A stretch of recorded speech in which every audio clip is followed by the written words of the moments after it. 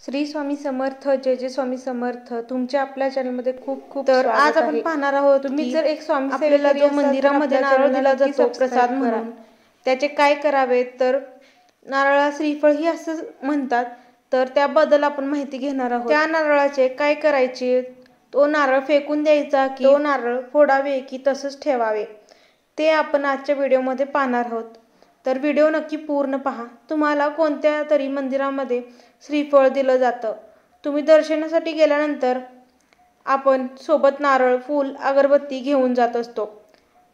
मग आपल्याला मंदिरामध्ये देवाच्या चरणाजवळचे नारळ आपल्याला दिलं जातं प्रसाद म्हणून, आणि तुमचे सत्कार म्हणून नारळ व शाल देतात. तर त्या नारळाचे काय करायचे, तर ते नारळ तुम्ही कोणालाही देऊ शकता. जो आपल्याला सत्कार म्हणून दिलेला असतो तो नारळ कोणालाही देऊ शकता. पण तो नारळ तुम्हाला देवाच्या ठिकाणी व देवदर्शनासाठी घेऊन जायचं नाही. तर ते नारळ तुम्ही सत्कार केल्यानंतर तुम्ही तिथेच ठेवू शकता किंवा घरी घेऊनही येऊ शकता. ते नारळ तुम्ही कोणालाही देऊ शकता. पण जे नारळ तुम्ही मंदिरामध्ये गेल्यानंतर देवदर्शनाला, कोणत्याही मंदिरामध्ये गेल्यानंतर तिथले पुजारी तुम्हाला तिथले नारळ तुम्हाला प्रसाद म्हणून दिल्यानंतर मग त्या नारळाचे काय करायचे, तो नारळ जर तुम्ही फोडून खाल्ला तर पाप लागतो का, आणि जर तेच नारळ लाल किंवा पिवळ्या रंगाच्या कापडामध्ये ठेवावे का, आणि कोणाला वाटतं की दुसऱ्या कोणत्याही तेच नारळ तुम्ही कोणालाही देऊ शकता का, तर ते तर प्रसाद म्हणून आपल्याला दिलेलं आहे, आपण ते नारळ कसं देऊ शकतो असंही वाटतं.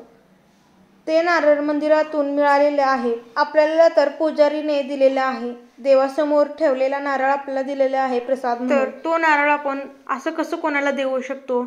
तर त्या नारळाचे काय करायचे, तर तो नारळ तुम्हाला घरी आणल्यापासून तसंच तो नारळ 11, 7, 5, 3 दिवस तुम्हाला ते घरी ठेवायचं आहे. मग ते नारळ तुम्ही फोडून प्रसाद म्हणूनही खाऊ शकता, आणि प्रसाद म्हणून खायचे असेल तर आणलेल्या दिवशी किंवा 1-2 दिवस झाल्यानंतर ते प्रसाद म्हणून तुम्ही खाऊ शकता.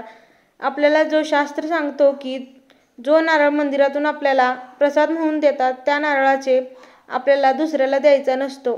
त्या नारळाचे एकतर तुम्ही प्रसाद म्हणून घ्या किंवा त्याचे विसर्जन करा, किंवा घरात कायमचं ठेवूही शकता प्रसाद म्हणून. लाल किंवा पिवळ्या कापडामध्येही बांधून ठेवू शकता. जर ही माहिती तुम्हाला आवडली असेल तर आपल्या चॅनलला सबस्क्राईब, लाईक, शेअर आणि कमेंट करायला विसरू नका. स्वामी सेवा करा आणि स्वामी सेवेकरी घडवा, ही स्वामीचरणी प्रार्थना. श्री स्वामी समर्थ, जय जय स्वामी समर्थ.